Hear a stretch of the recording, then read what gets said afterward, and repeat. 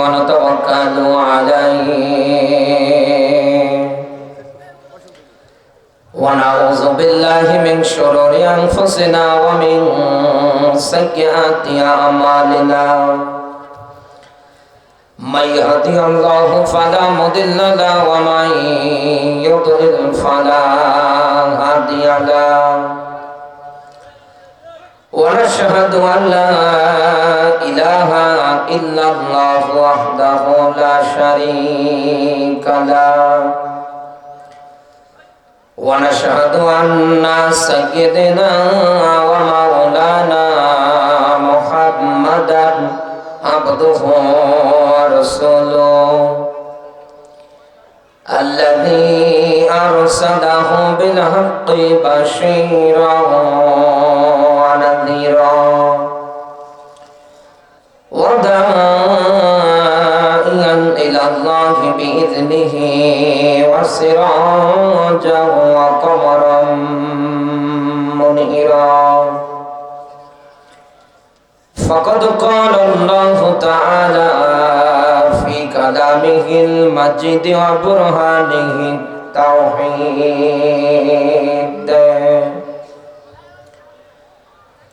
সবাই মিলে পড়ে না আউযু বিল্লাহি মিনাশ শাইতানির রাজিম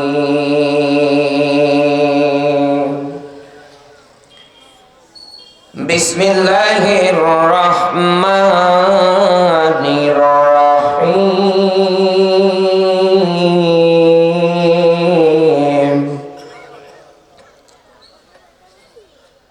ইয়া আইয়ুহাল্লাযীনা আমানু তাকুল্লাহ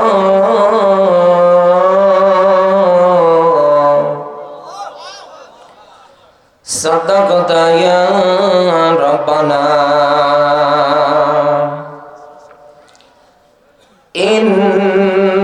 ইন্নাল্লাহা ওয়া মালাইকাতাহু ইউসাল্লুনা আলান নাবী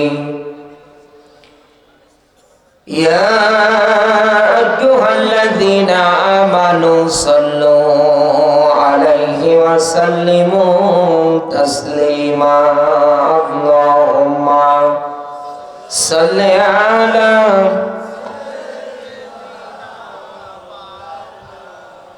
সাউন্ড হালকা কমাই দেন, ইকো দেন একটু হালকা।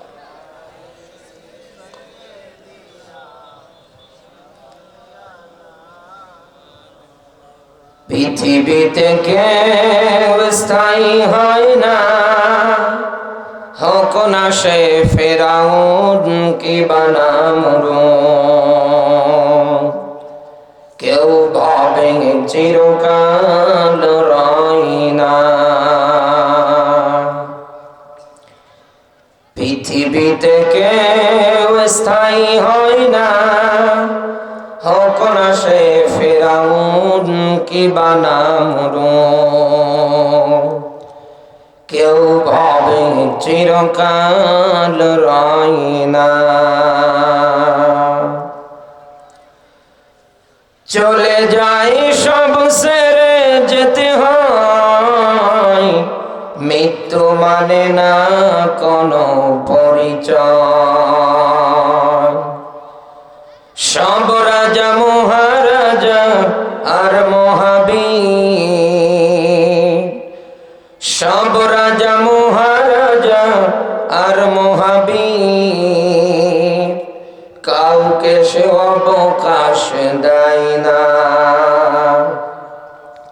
কেউ ভাবে চিরকাল রয় না। আলহামদুলিল্লাহ,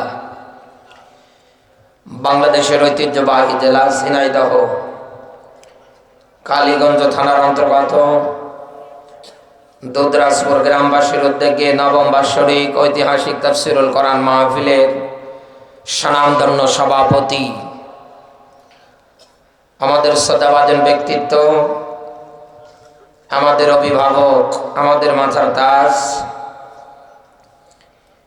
শ্রদ্ধাভাজন বড় ভাই এম শহীদুল ইসলাম, সাবেক চেয়ারম্যান ২ নং জামাল ইউনিয়ন পরিষদ, হায়াতে তাজ্ঞিবান সিহাতে করলিয়া কামনা করছে আল্লাহ যেন দান করে। বলেন আমিন।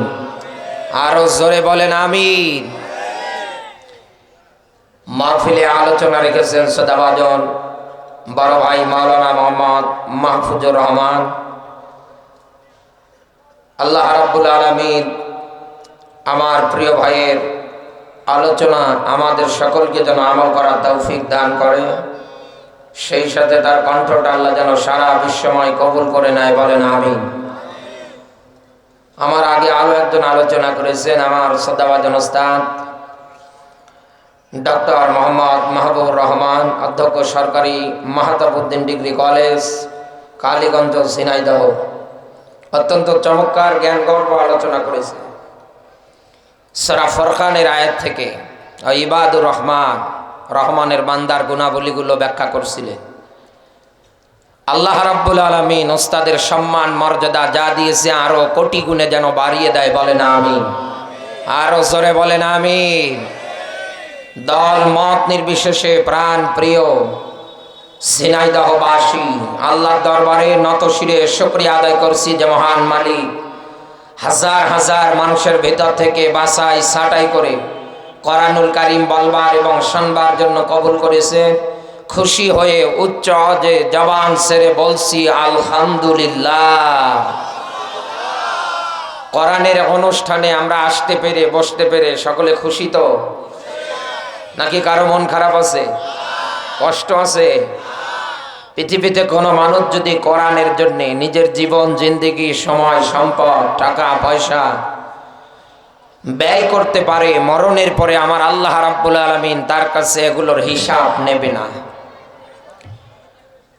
আমরা রাসূলুল্লাহর হাদিসের ভিতরে জানি কিয়ামতের মাঠে আল্লাহ রাব্বুল আলামিন প্রত্যেকটা বানি আদমকে 5টা করে প্রশ্ন জিজ্ঞাসা করবে। তার ভিতরে সম্পদ অর্জনের ব্যাপারে, ব্যয়ের ব্যাপারে যিনি জিজ্ঞাসা করবে তিনি কে? আরো জোরে। সুতরাং শুধু সম্পদ অর্জন করলেই হবে না, ব্যয় করলেই হবে না, চিন্তা ভাবনা করে মিলিয়ে দেখা লাগবে যে আমি যে জায়গায় সম্পদ ব্যয় করছি এই জায়গাটা ইসলাম এবং কোরআন সাপোর্ট করে কি না। বাংলাদেশের ম্যাক্সিমাম মানুষগুলোর সম্পদের পাহাড় সমমান আপনি দেখতে পারবে। এই মানুষগুলো ইসলাম প্রতিষ্ঠায়, কোরআন প্রতিষ্ঠায় নিজের সময় সম্পদ টাকা পয়সা ব্যয় করতে চায় না। তাদের সম্পদাদি ব্যয় হয় বিভিন্ন নর্তকীর পিছনে। আপনি হাত উঁচু করে ঠিক বললেও ঠিক, না বললেও ঠিক। যদিও আপনাদের কালীগঞ্জে ব্যয় হয় না, বাংলাদেশের অন্য থানায় হয়। মরণের পরে আল্লাহ যখন জিজ্ঞাসা করবে এ বান্দা কি উত্তর দেবে? আপনার ভিতরে যেন ভয় সৃষ্টি হয়, আপনি যেন ভীত সন্তুষ্ট হন, আপনার অন্তরে যেন এই ভয়টাই তৈরি হয় যে আমি দুনিয়ায় যাই করি না কেন মরণের পরে জীবনের প্রত্যেকটা সেকেন্ডের যিনি হিসাব আমার কাছ থেকে নেবেন তিনি কে? এই জন্যে কিন্তু 9 বছর ধরে বড় ভাই এম শহীদুল ইসলাম আপনাদের মাঝে টাকা পয়সা খরচ করে কোরআনের আঞ্জাম, কোরআন শোনার ব্যবস্থা করে দেয়। উনি আপনার কাছে টাকা পয়সা চায় না, উনি আপনার কাছে এতটুকুন মেসেজ দিতে চায়। সূরা হাশরের 18 নম্বর আয়াত অনুসারে কদ্দামাত লিগাত আত্তাকুল্লাহ, বলেন না আল্লাহু আকবার। আল্লাহর স্পষ্ট ব্যাখ্যা, বান্দা তুমি আমাকে ভয় করো। ভয় হবে কাকে? আরো জোরে। জীবনের প্রত্যেকটা সেক্টরে ধাপে ধাপে একজন মুমিন, একজন ইমানদার, একজন মানুষ যাকে স্মরণ করবে, যাকে ভয় করবে তিনি হচ্ছেন আমার আল্লাহ। অথচ বাংলাদেশে লক্ষ্য করে দেখেন কত মানুষের অন্তরে আল্লাহর ভয় আজ নেই।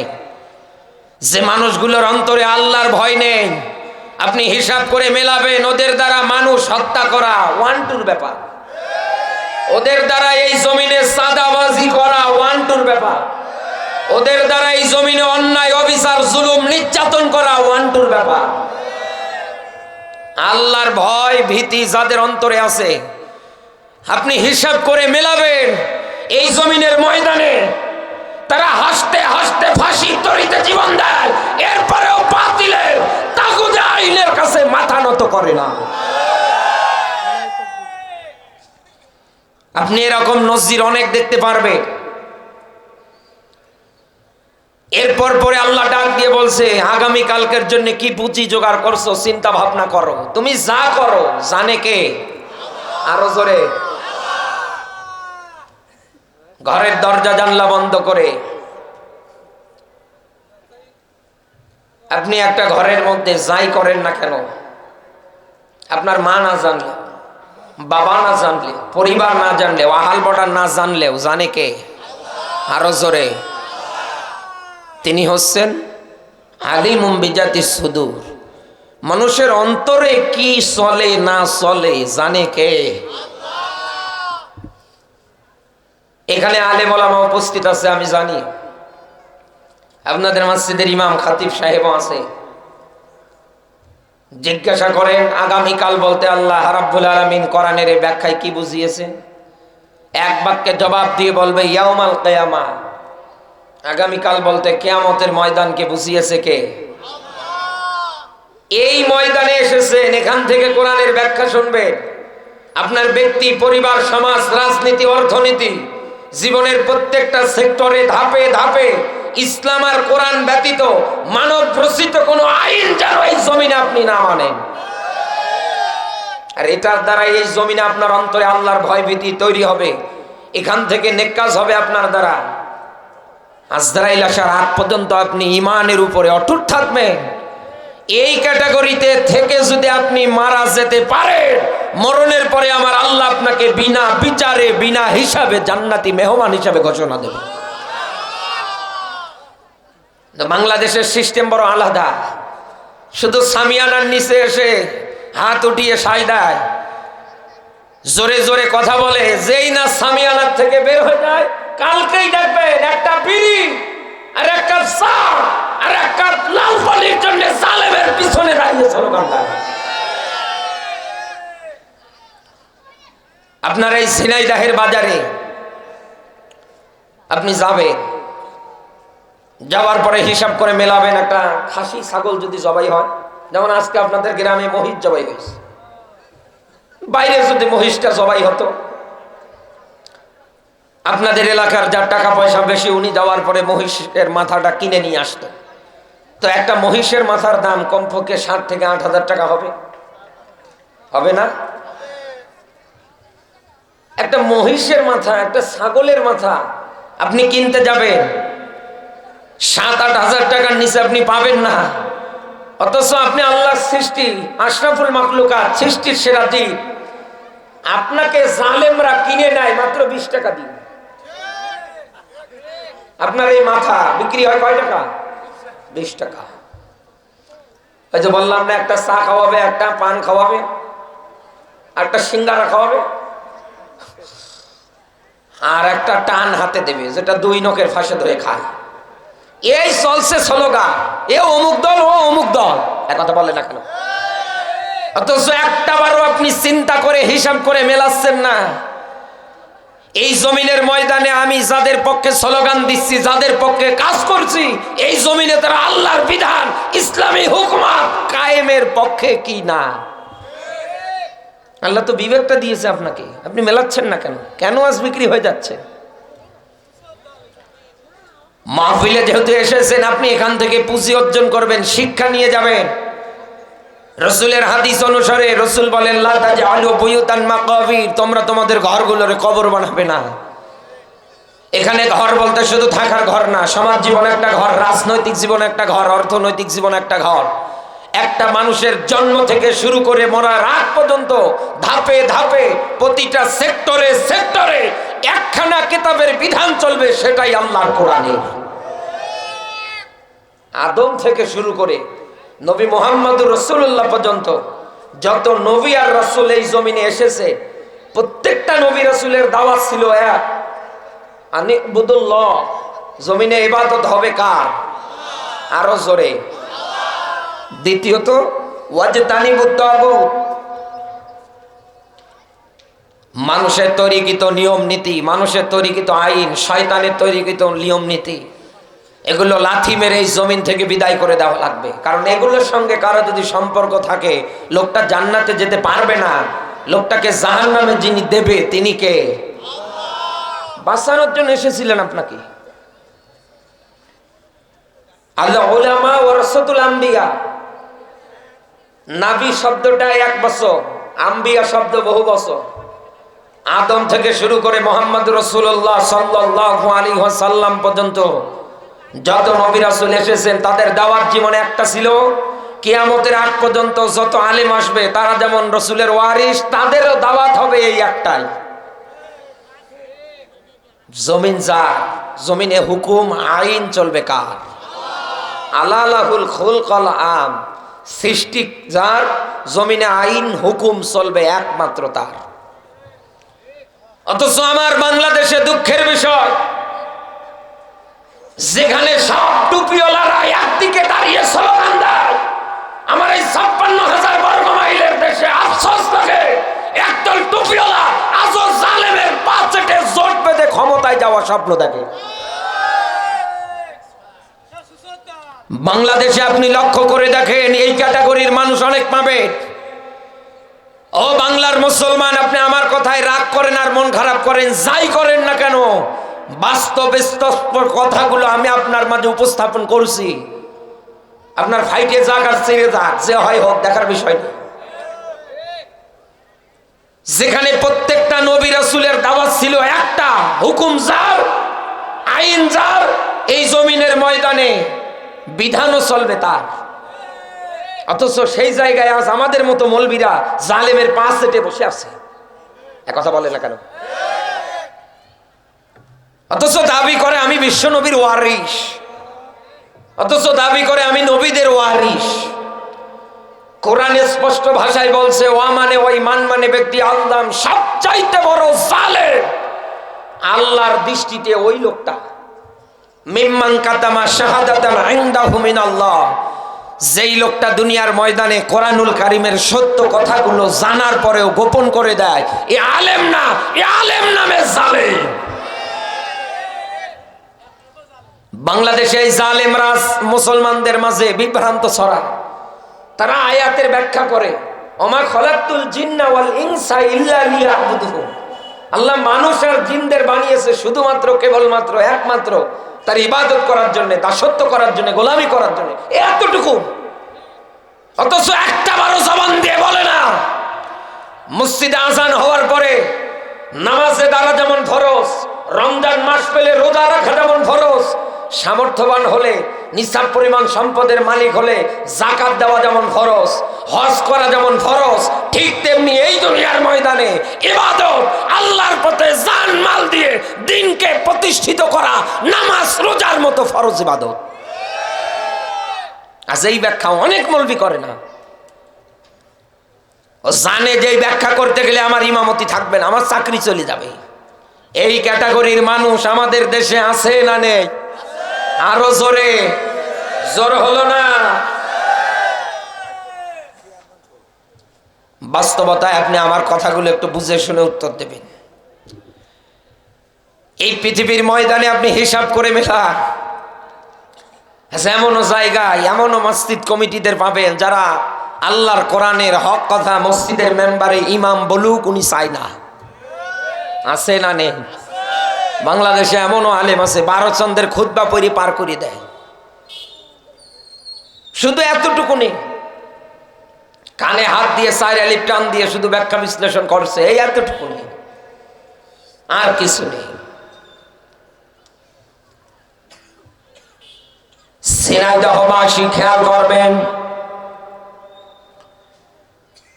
এই পৃথিবীর ময়দানে আপনি যেটাই করেন না কেন, আপনার জবান দিয়ে কথাটা বের হওয়াই লাগবে।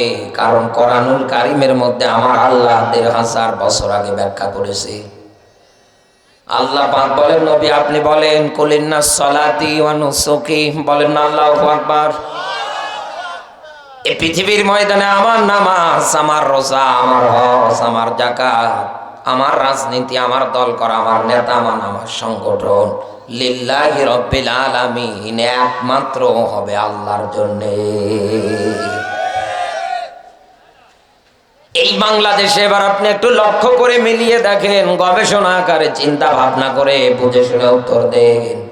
এদেশে আজ অনেক মানুষ আছে দল করার ক্ষেত্রে আল্লাহর কোরআনের বিধান দিয়ে দল করতে পারে না। নেতা মানতে গিয়ে আপনি হিসাব করে মিলিয়ে দেখেন, ওই জায়গার মধ্যে কোরআন ইসলাম অনুসারে নেতা সাপোর্ট করতে পারে না। আপনি যে জায়গায় হাত দেবেন ওই জায়গার মধ্যেই দেখবেন অবিচার, ওই জায়গায় দেখবেন মানুষ ইসলাম আর কোরআন থেকে মুখ ফিরে নিয়ে বসে আছে, জীবন জিন্দেগি পুরাটা ইসলাম এবং কোরআন মাইনাস করে চালাচ্ছে। আল্লাহ পাক বলেন, ওমাইয়া বতাকি গায়রুল ইসলামি দীনান ফালাই ইউকবালা মিনহু।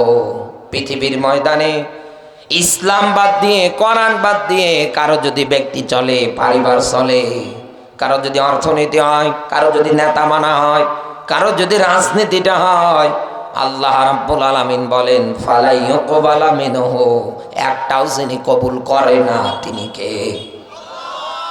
যেখানে আমার আল্লাহ বলছে আমি কবুল করব না, আপনি কি জোর করে কবুল করাতে পারবেন?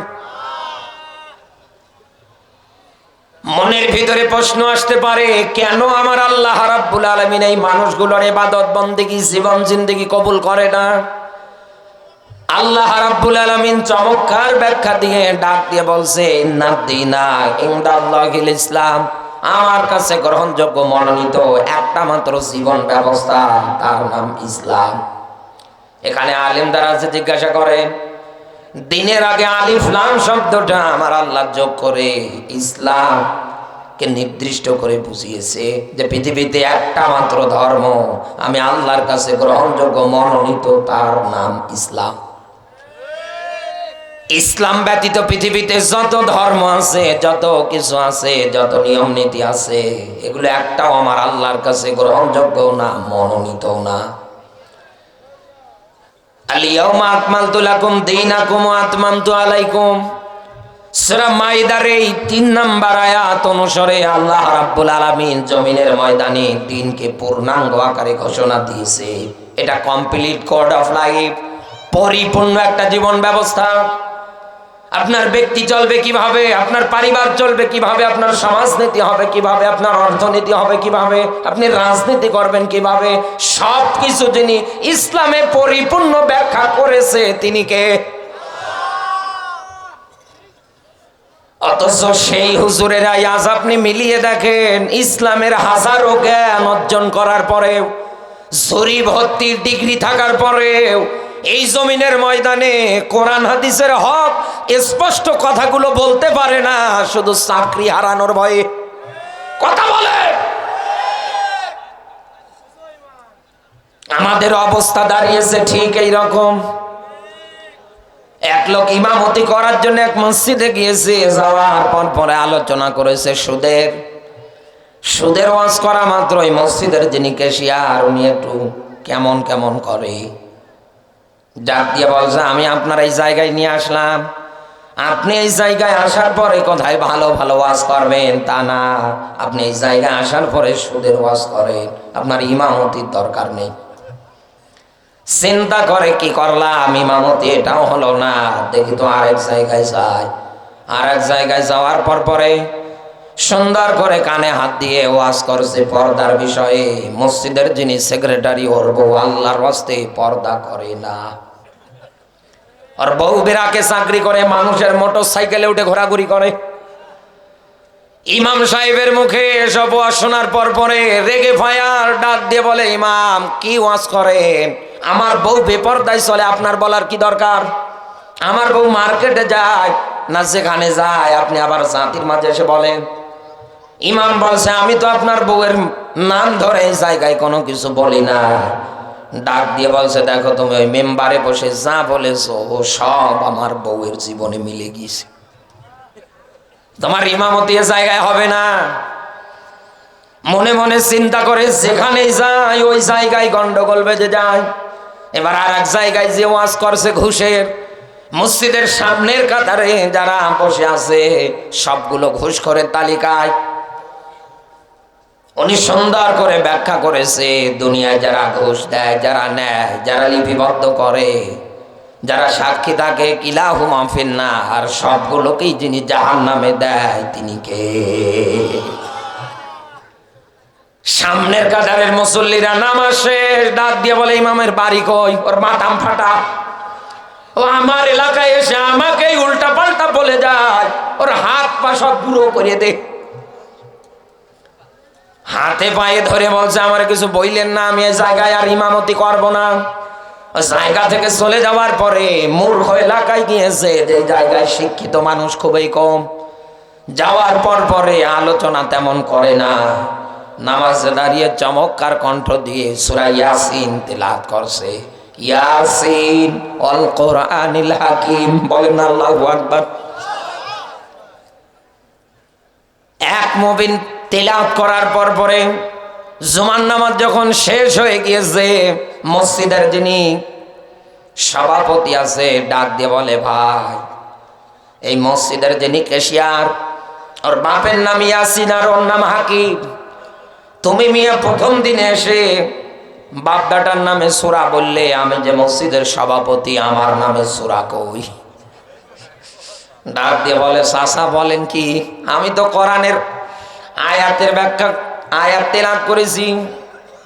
কোরআনের অন্তর যাকে বলা হয় সূরা ইয়াসিন, এইটা পড়ে নামাজ শুরু করে দিয়েছি, আর আপনি এসে বলছেন আমি ওনার বাপ বেটার নামে বলেছি। ডাক দিয়ে বলে, দেখো আমি মসজিদের সভাপতি, আমার মান সম্মান আছে। আগামী সপ্তাহে যখন আসবে তুমি আমার নামে নতুন করে সূরা বানিয়ে আনবে।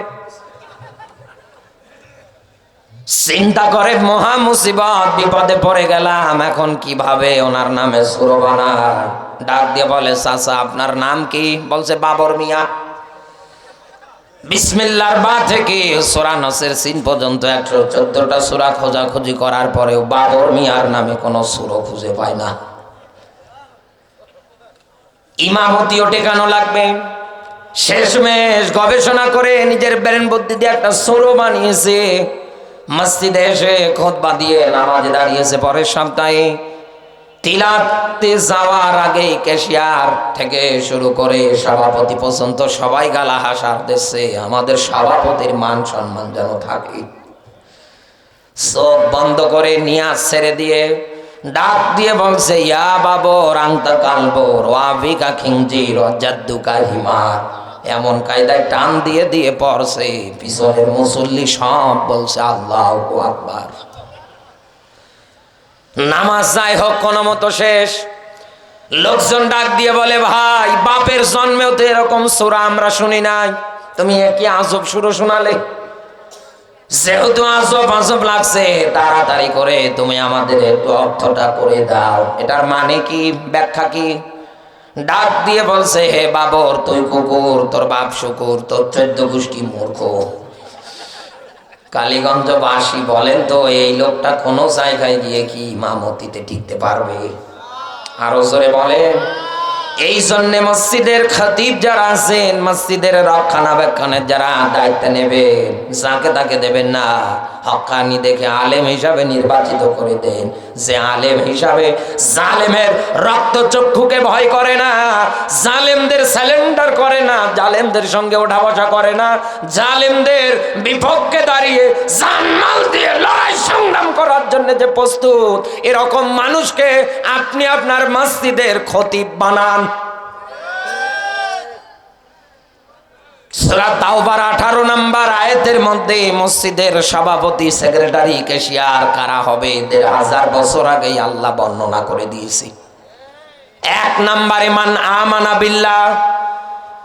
এই পৃথিবীর ময়দানে যারা ঈমানদার কেবল একমাত্র তাদেরকেই আপনি মসজিদের সভাপতি বানাতে পারবেন। কথা বলে। আর যদি বাংলাদেশের মসজিদের সভাপতি ঈমানদার থাকতো, এদেশে কোনোদিন কোনো ইমামকে কেউ চাকরিচ্যুত করার সাহস পেত না। মসজিদের সভাপতি, সেক্রেটারিতে যারা থাকবে, ওরা দেশকে দারিদ্র মুক্ত করার জন্যে ওই মসজিদের জামাতটাকে দারিদ্র মুক্ত করার জন্য তারা সর্বাত্মক চেষ্টা চালাবে যাকাত বিধান প্রতিষ্ঠার মাধ্যমে। আল্লাহ রাব্বুল আলামিন মানুষদের শান্তির জন্য কত সুন্দর আইন কানুন নিয়ম নীতি নিজে নির্ধারণ করে দিয়েছে, কিন্তু আজ আমরা মানতে পারছি না, এটাই ব্যর্থতা। আজ আমি হুজুর যদি আপনার কাছে যাকাতের ওয়াজ করি, আপনি কালকেই চারটলে বসে আমার নামে গীবত করবেন আর ডাক দিয়ে বলবেন হুজুরের শুধু ঝোলা ভরানো কাজ। এই কথা বলে না কেন? এই স্লোগান এদেশে দেয় না, হাজারো মানুষ দেয়। আমি এই জায়গায় দানের ওয়াজ করি, কত মানুষ আমার নামে গীবত করবে, হুজুরের আর খেয়ে কেস নেই, আমাদের কাছ থেকে টাকা চেয়েছে এনেছে। ও বাংলার মুসলমান, কান খাড়া করে মেলান, আমার আল্লাহ রাব্বুল আলামিন কত চমৎকার আইন কানুন নিয়ম নীতি বন্টন মালা তৈরি করলেন। যারা মসজিদ আবাদ করবে, মসজিদের যারা রক্ষণাবেক্ষণের দায়িত্ব পাবে, কোরআন বলছে তারা এই জমিনের ময়দানে যাকাত বিধান কায়েম করবে। আপনাদের এই মসজিদ কত চমৎকার, পুরো মহল্লাটা মিলে মনে করেন 200টা ঘর আছে, এই 200টা ঘর মিলে আপনাদের এই মসজিদের একটা জামাত। একথা বলে না কেন? এখান থেকে সভাপতি, সেক্রেটারি, ক্যাশিয়ার আছে না নেই? আরো জোরে। যারা দায়িত্ব পালন করবে তাদের হওয়া লাগবে ইমানদার।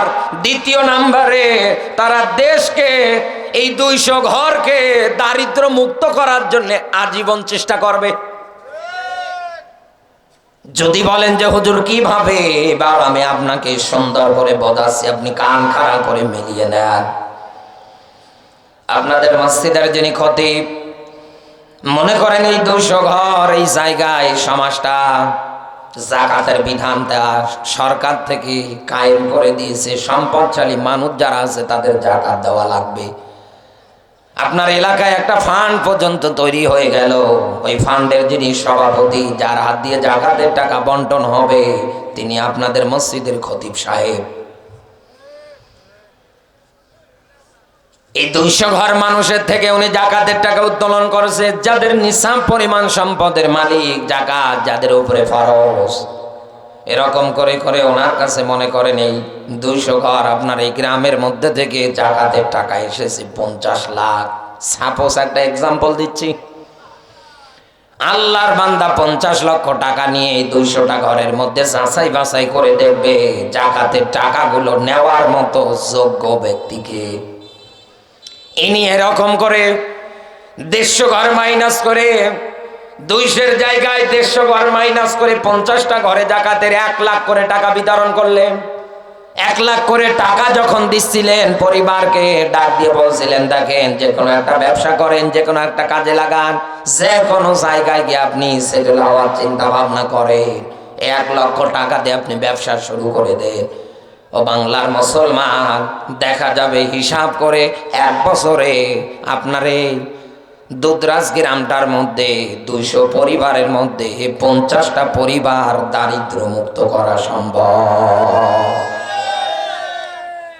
এরকম করে যদি 10 বছর একাধারে আপনার এলাকার মধ্যে যাকাতের টাকা বন্টন হতে শুরু হয়, এক সময় দেখবেন এই দুধরাজপুরে যাকাত নেওয়ার মতো কোনো মানুষ খুঁজে পাওয়া যাবে না। এরকম করে পুরো 56,000 বর্গ মাইলের রাষ্ট্রে 96 ভাগ মুসলমানের দেশে যতগুলো থানা আছে, যতগুলো গ্রাম আছে, সব জায়গায় যদি যাকাতে ভাবে বন্টন হয়, এদেশে কেউ কোনোদিন কারো দ্বারে গিয়ে হাত পেতে আর ভিক্ষা করবে না। আল্লাহর কত সুন্দর আইন। এই জন্য তো আল্লাহ জানাচ্ছেন, ইয়াকুলুনা হাল্লানা মিনাল আমরি মিন শাইইন কুল ইন্নাল আমরা কুল্লাহু লিল্লাহ। নবী, আইন বানানোর অধিকার ক্ষমতা আমি আল্লাহ কারো হাতে দেই নাই। কথা কার? আরো জোরে। কারণ আমি জানি মানুষের মন অতি সংকীর্ণ। আমি যদি কাউকে আইন বানানোর অধিকার ক্ষমতা দিতাম, ও আইন নিজের দলীয় স্বার্থে না নিজের ব্যক্তি স্বার্থে দেখে দেখে আইন বানাতো। এই জন্য আল্লাহর আইন এই জমিনের ময়দানে তিনি নিজে কোরআনুল কারিমের মধ্যে ব্যাখ্যা করে দিয়েছে আমাদের জন্য। এই জন্য কোরআন দাবি রাখছে, মা ফাররাতনা ফিল কিতাবি মিন শাই। যা উদাহরণ, যা এক্সাম্পল, যা কিছু দরকার যিনি কোরআনে ব্যাখ্যা করেছেন তিনি কে? আরো জোরে, জোর হলো না? এই পৃথিবীর ময়দানে যারা মসজিদ ঘরের রক্ষণাবেক্ষণে আমাদের দায়িত্বে থাকবে, তাদের দ্বারাই জমিনে সৎ কাজ হবে। অসৎ কাজ দেখলেই তারা বন্ধ করে দেবে। অথচ বাংলাদেশে এমনও ক্ষেত্রে আপনি দেখবেন, এদেশে এমনও মসজিদ কমিটি আছে, আরে ভাই নিজের মেয়ে ছেলেকে বিয়ে দেয়, ওর বাড়িতে এনে বক্স বাজায়। কথা বলে, আপনি রাগ করলেও করেন, আমার অসুবিধা নেই, এইটাই বাস্তব ব্যাখ্যা।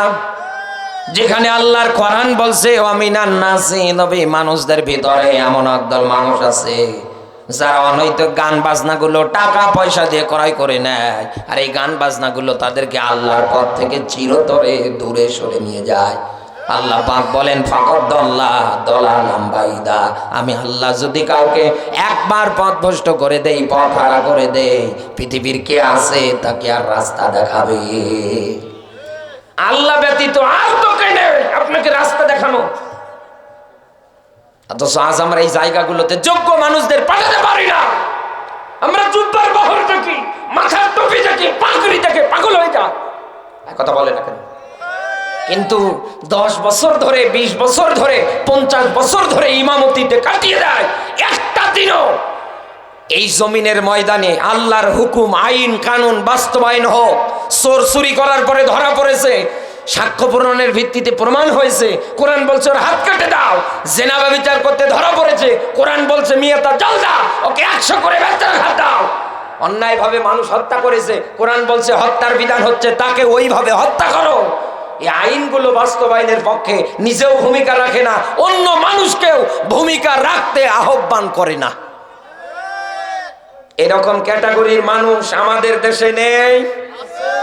আরো জোরে বলে। আপনি লক্ষ্য করে দেখবেন হাজার হাজার মানুষ আছে। আলোচনা শুরু করলে এসব কালেকশন হয় না, এখন এই আলোচনার লাইন হারায় যাবে।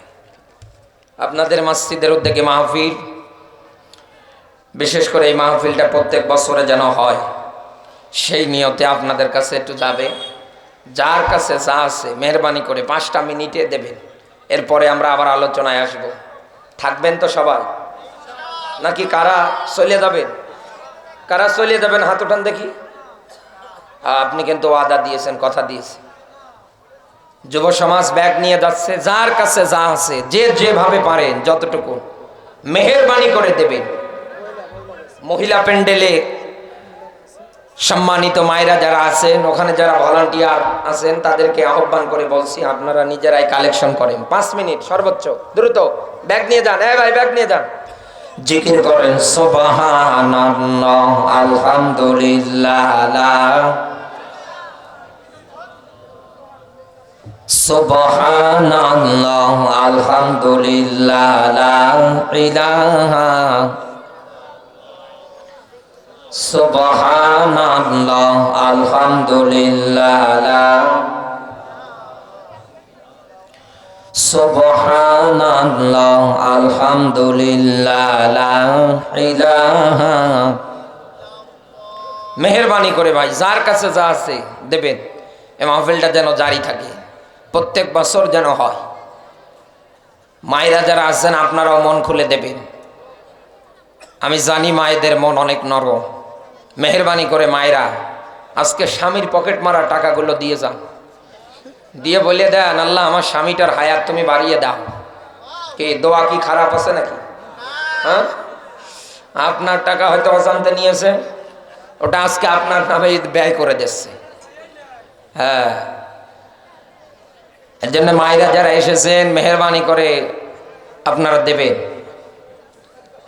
স্বামীর পকেট মারা হোক, ডিম বিক্রি করা হোক, আর যা হয় হোক দিয়ে যান। আল্লাহ রাব্বুল আলামিন দানের বিনিময়ে আমাদের প্রত্যেককে যেন বিপদ আপদের হাত থেকে হেফাজত করে। বলেন আমিন। আরো জোরে বলেন আমিন। কালেকশন হয়ে গেলে ব্যাগগুলো তাড়াতাড়ি মাহফিল কমিটির কাছে পৌঁছে দেবেন, এই আহ্বান রাখছি। আপনারা কেউ কি বিরক্ত হলেন? বিরক্ত হচ্ছে? মেহেরবানি করে আমাকে 1 ঘন্টা সময় দেবেন। আমি গুরুত্বপূর্ণ কিছু তথ্য আজকে আপনার মাঝে উপস্থাপন করব। এজন্য আহ্বান করছি, ভাই কেউ উঠবেন না, মেহেরবানি করে বসেন। জিকির করেন সুবহানাল্লাহ আলহামদুলিল্লাহ লা ইলাহা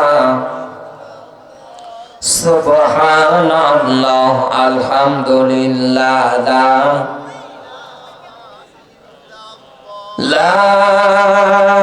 ইলাহা ইল্লাল্লাহু মুহাম্মাদুর রাসূলুল্লাহ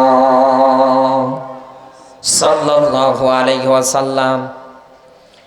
ঝিনাইদহবাসী, আমি আপনাকে যে বিষয়টা বোঝানোর জন্য এতগুলো কথা টান দিয়ে বলছিলাম, এই পৃথিবীর ময়দানে যেই মানুষটা নিজেকে আলেম দাবি করবে ওর দাওয়াত হবে জমিন, যার জমিনের ময়দানে আইন হুকুম চলবে তার। কারণ আইন শুধু আল্লাহ বানিয়েছে, অধিকার আল্লাহর কারো হাতে দেয় নাই।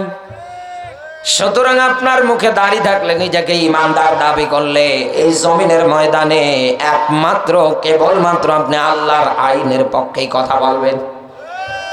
নতুবা নমরুদ ফেরাউনের মতো আপনার আদর্শ যদি হয়, এই পৃথিবীর ময়দানে লেনিন কালমাসের আদর্শ যদি আপনি মেনে নেন সেক্ষেত্রে ভিন্ন কথা। কিন্তু নিজেকে আলেম দাবি করলে কোনদিন দুনিয়ায় আল্লাহর আইনের বিরুদ্ধে গিয়ে জালেমদের পা চাটা যাবে না। অতএব আপনাকে আমি আহ্বান করে গেলাম, যুগে যুগে এরকম সারাই হিসাব করে আপনি মিলিয়ে দেখেন, আল্লাহর আসমানি কিতাবের সঙ্গে বিরুদ্ধাচরণ করেছে, যুগে যুগে যারাই এভাবে মুখ ফিরে নিয়েছে একটারও পরিণতি কিন্তু ভালো হয় নাই। সুতরাং আজ আপনার নাম দেখলেই মানুষ মুনাফিক শব্দ লিখে দেয়। আমি তো মনে করি সামনে এই টুপিওয়ালার ভিতরে একদল মরবে আর মানুষ মিষ্টি বিতরণ করবে। কথা বলে এতদিন যাদেরকে আপনি হক্কানি মনে করতেন, এতদিন যাদেরকে আপনি বড় বড় আল্লাহর ওলি মনে করতেন, তাদের ব্যাপারে শুধু এতটুকুন ব্যাখ্যা না, ১৫০০ বছর আগে কোরআনুল কারিমের সূরা বাকারার ১৫৯ নম্বর আয়াতে আল্লাহ নোট করেছে। আল্লাহ পাক বলেন, দুনিয়ায় যারা কোরআন জানার পরে গোপন করে দেয়, আমি আল্লাহ নিজেই মানুষগুলোকে লানত দেই। আমার ফেরেশতারা লানত দেয়, লানত দিতে পারে। আল্লাহর এরকম সৃষ্টির ভিতরে যারা আছে তারা পর্যন্ত লানত দেয়। এখন আপনার কাছে আমার প্রশ্ন, যেই লোকটাকে আমার আল্লাহ নিজে লানত দেয় ওর পিছনে নামাজ হয়? আরো জোরে, কোন ইত্তেবা কবুল হয়? ফাও ফাও শুধু আপনি ওর পিছনে আজ দৌড়াচ্ছেন আন্দাজে। এই জন্য সতর্ক হয়ে যান, থেমে যান। আপনি আপনার জীবন জিন্দিগি সুন্দরভাবে গুছিয়ে নেন। জীবনকাল সম্পর্কে যেহেতু আল্লাহ জিজ্ঞাসা করবে, আর আপনার জীবন যেন সুন্দর হয়, আপনি যেন এই দুনিয়ার ময়দানে সুন্দরভাবে জীবনযাপন করতে পারেন, এই জন্য আমার আল্লাহ রাব্বুল আলামিন বিশ্বনবী মুহাম্মদুর রাসূলুল্লাহ সাল্লাল্লাহু আলাইহি ওয়াসাল্লামের উপরে একখানা কিতাব দিয়েছেন, তার নাম কোরআন। আল্লাহ ডাক দিয়ে বলছে, হুদাল লিন্নাস, সমগ্র মানব জাতির জন্য। এই জায়গার মধ্যে হুদা বলতে আল্লাহ আসমানি কিতাব কোরআনকে বুঝিয়েছে। আল্লামা সৈয়দ রহমতুল্লাহ আলার মতে কোরআনুল কারীমের একটা দুইটা নাম না, 55টার অধিক নাম। এই জন্য আপনি কোরআন খুলে দেখবেন, কোন জায়গায় দেখবেন নূর, কোন জায়গায় দেখবেন শেফা, কোন জায়গায় দেখবেন হুদা, কোন জায়গায় দেখবেন জিকির। বলেন আল্লাহু আকবার। সমষ্টিগত এরকম যত নাম সবগুলো কোরআনের। আল্লাহ পাক বলেন, এই হুদা এসেছে মানুষগুলোকে অন্ধকার আচ্ছন্ন যত রাস্তা আছে, মানুষের তৈরিকৃত যত বিধান আছে, লেনিন কালমাসের যত সংবিধান আছে, সবগুলোকে লাথি মেরে এই জমিনের ময়দানে এই মানুষগুলোকে জান্নাতি মানুষে রূপান্তরিত করার জন্যে। আপনি হিসাব করে মেলান, বিশ্ব নবীর দাওয়াত পাওয়ার পরে সাইয়্যিদনা আবু বকর যখন রসুলের হাতে হাত রেখে কালমা পড়ে মুসলমান হলেন, হযরত ওমর রসুলের হাতে যখন হাত রেখে কালমা পড়ে মুসলমান হয়ে গেলেন, এই মানুষগুলো জিন্দা থাকতেই যিনি জান্নাতের সার্টিফিকেট হাতে দিয়েছিলেন তিনি কে? আরো জোরে বলেন। শুধু কোরআন মানার কারণে, কোরআনের কাছে আসার কারণে। আজকে আপনি কোরআনের কথাগুলো শুনলে কেন রাজনীতি মনে করেন? বন্ধু, এ কিতাবে তো রাজনীতি আমার আল্লাহ ভরপুর করে দিয়েছে। পৃথিবীতে কোরআন বাদ দিয়ে যদি আপনার রাজনীতি হয়, খোদার কসম ওটা আপনার রাজনীতি না, ওটা আপনার খাওয়ার নীতি। এই বাংলাদেশে হিসাব করে মিলিয়ে দেখেন, কোরআন দিয়ে যারা এতদিনও রাজনীতি করে নাই তাদের ব্যাংক ব্যালেন্স, টাকা পয়সার অভাব নেই। আমেরিকায় বেগম পাড়ায় বাড়ি বানিয়ে সুন্দর করে দিন কাটাচ্ছে। আপনি যাদেরকে এতদিন রায় দিলেন, সাপোর্ট করলেন, তারা আপনার জন্য কতটুক একটা ইউনিয়নে, একটা গ্রামে কাজ করলো আপনি একটা বারও তো দেখলেন না।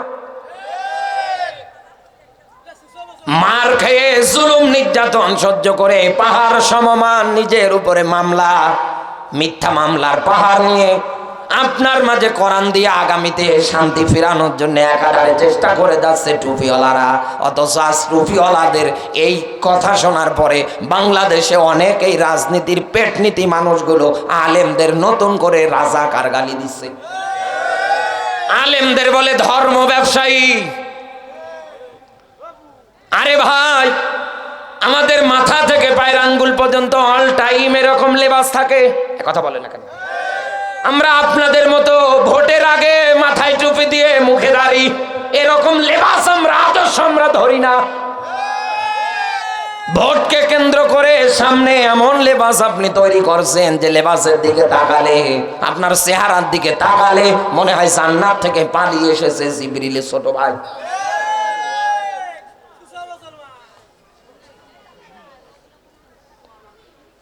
আপনি আমার কথায় রাগ করেন আর মন খারাপ করেন, যাই করেন না কেন, আমাকে আপনি শত্রু মনে করেন আর যেটাই মনে করেন না কেন, তবে বিশ্বাস এতটুকুন রাখতে পারেন আমি আপনার শত্রু না, আমি আপনার বন্ধু। আমি আপনাকে বাঁচাতে চাই। আমি তো দেখতে পাচ্ছি কোরআন এবং হাদিসের আলোকে আপনি যে রাস্তা ধরেছেন, যে পথে হাঁটা দিচ্ছেন, এটা যেমন তেমন পথ না, এটা জাহান্নামের পথ। আপনার কষ্ট না লাগলেও তো আমার লাগে। আপনি তো আমার একজন দ্বীনী ভাই, আপনি তো আমার একজন মুসলমান ভাই। নবীজি বলেন একজন মুসলমান আরেকজন মুসলমানের উপরে হক আছে 6টা। মুসলিম জাতি একে অপরের দেহের মতো, এক জায়গায় কেটে গেলে চিমটি লাগলে যেমন ব্যথা অনুভব হবে, ঠিক তেমনি আমার একজন মুসলমান ভাইকে কেউ যদি আঘাত করে আমার ওই পরিমাণ কষ্ট অনুভব হবে। অথচ আজ আপনি আমাকে সহ্য করতে পারেন না। হিসাব করে চিন্তা ভাবনা করে মেলান, আমার মতো মাওলানা গিয়ে যদি আপনার মায়ের যদি জানাজা না পড়ায়, আপনার বাবার যদি জানাজা না পড়ায়, আপনার বাড়িতে দোয়া অনুষ্ঠানে যদি না যায়, আরে বেটা মরার পরে তো পড়ে থাকবি, জানাজা দেওয়ার লোকও পাবি না।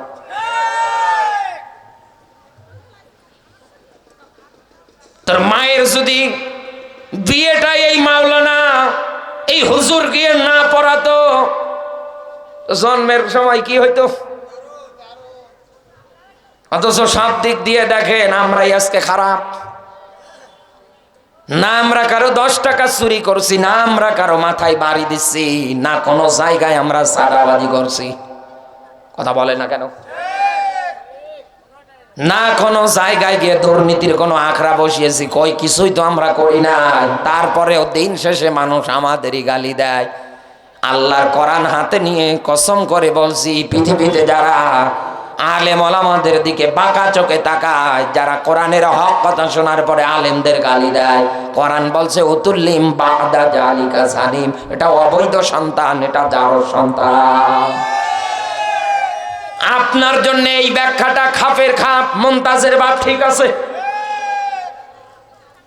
কারণ যেই লোকটার বাবা ইসলাম মানে কোরআন মানে, যেই লোকটার মা প্রতিদিন ফজরের নামাজের পরে কোরআন তেলাওয়াত করে, ওই পেট থেকে ওই ঘর থেকে কোনোদিন যারও সন্তান তৈরি হবে না, কথা বলে। আমি তো আপনাকে বাঁচানোর জন্য বলছি, আর আপনি না বুঝে আন্দাজে শুধু রাগ করেন, আন্দাজে দলাদলি করেন, আন্দাজে মারামারি করেন, আন্দাজে শুধু ভুল বকাবকি করেন। কোরআন এসেছে আপনাকে আমাকে বাঁচানোর জন্যে, কোরআন এসেছে আপনাকে আমাকে জান্নাতে নিয়ে যাওয়ার জন্যে। আপনি হিসাব মেলান, শুধু আবু বকর আর ওমর না, এরকম অনেক সাহাবীদের জীবনী আছে যারা ইসলাম এবং কোরআন মানার আগে এক ছিল, ইসলাম এবং কোরআন মানার পরে অন্যরকম হয়ে গেছে। হাসতে হাসতে জীবন পর্যন্ত দিয়েছে, এরপরেও তারা মাথা নত করে না। ঝিনাইদহবাসী খেয়াল করবেন, আল্লাহ রাব্বুল আলামিন এই কিতাবটা দিলেন কাদের জন্য?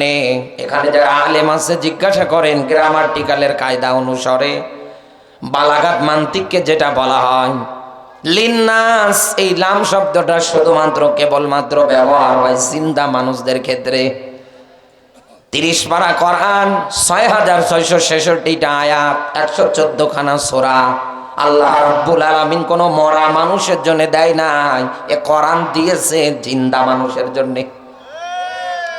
অথচ হিসাব মিলান, জিন্দা থাকতে কোরআন মানতে পারে না, ইসলাম মানতে পারে না, একাধারে স্লোগান দিয়ে যায় কোরআনের সঙ্গে রাজনীতির সম্পর্ক নেই। কথা বলে না কেন?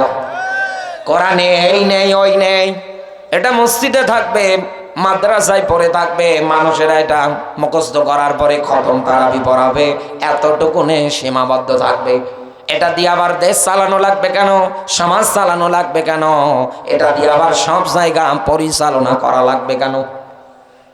বাংলাদেশে এরকম অনেক মুফতিদের মুখে আপনি ফতোয়া শুনতে পারবেন যারা অটোপাস মুফতি। কথা বলে না কেন? মাথা থেকে শুরু করে পায়ের আঙ্গুল পর্যন্ত রসুলের একটা সুন্নত নেই, প্যান্টটা পর্যন্ত পরে টাকনুর নিচে। সারা জীবন দেখবেন ইসলাম এবং কোরআনের বিরুদ্ধে, অথচ যেদিন মরে যায় আমরা আস্তে করে তার লাশের পাশে বসে বসে কান্না জড়িত কণ্ঠে কোরআন খতম করি। কোন পাগলে আপনাকে এই ভণ্ডামি শিখিয়েছে? কে বলেছে আপনাকে মানুষ মারা গেলেও লাশের পাশে বসে কোরআন পড়া লাগবে? এ কোরআন তো জিন্দাদের জন্য, মরাদের জন্য না। একটা মানুষ যখন মরে যায় তার মাথা থেকে শুরু করে পায়ের আঙ্গুল পর্যন্ত যত অঙ্গ প্রত্যঙ্গ কোনোটাই তো আর কাজ করে না। আপনি যতই তাকে বোঝান কোনো লাভ হবে না। সূরা নাহলের 44 নম্বর আয়াতের শেষের ব্যাখ্যা আল্লাহ ডাক দিয়ে বলছে, আল্লাহুম ইয়াতাফাক্কারুন, এই পৃথিবীতে জিকির নামক কিতাব আমি আল্লাহ স্পষ্ট করে নাজিল করে দিয়েছি। এই কারণে মানুষ যেন কোরআনের স্পষ্ট ব্যাখ্যা শোনার পর পরে চিন্তা ভাবনা করতে পারে। ও ঝিনাইদহবাসী, বুঝে শুনে উত্তর দেন, এই পৃথিবীতে চিন্তা ভাবনা করতে পারে মানুষ কখন? মরে যাওয়ার আগে না পরে? অবশ্যই আগে, অবশ্যই জীবিত থাকতে।